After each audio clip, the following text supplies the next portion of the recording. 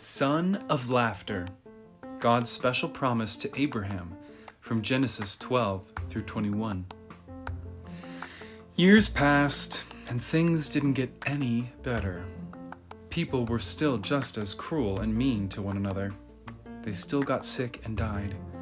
God's world was still full of tears. It was never meant to be like this. But God was getting ready to do something about it.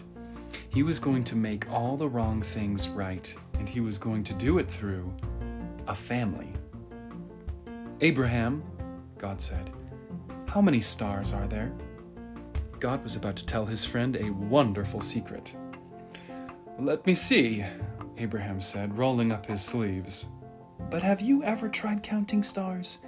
Then you know how hard it is. 993, 994, 997. No. Wait. 1, 2. Of course, he kept losing count. Too many, he said. Guess what?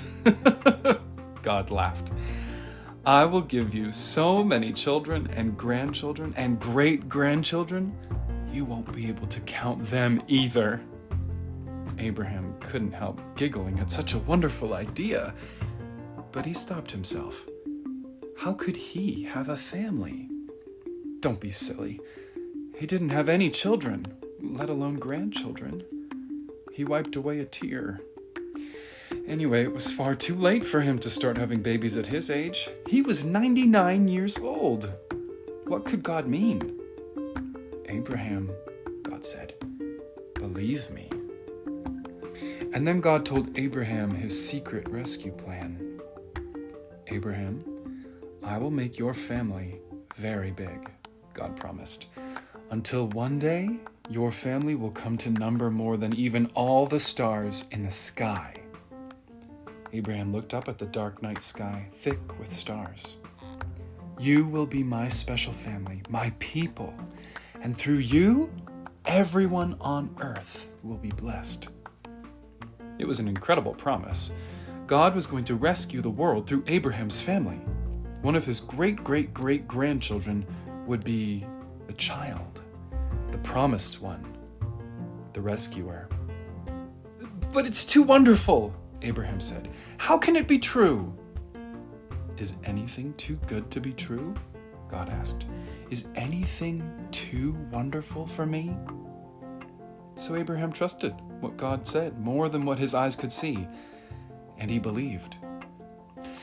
Now when Abraham's wife, Sarah, heard God's promise, she just laughed to herself. But it wasn't a happy laugh. It had tears in it. She'd always wanted a baby. Could her dream come true? Could she really have a baby when she was 90 years old? No, of course not. Don't be silly. It was far too late. Sarah didn't believe God could do what he promised. She had forgotten that when God says something, it's as good as done. Of course, it was as easy for God to give her a baby son as it was for him to make all the stars in the sky. Sure enough, 9 months later, just as God had promised, Sarah gave birth to a baby boy. They named him Isaac, which means son of laughter. And Sarah laughed, but this time it was a glorious, happy laugh. Her dream had come true. God would do as he promised. He would always look after Abraham's family, his special people.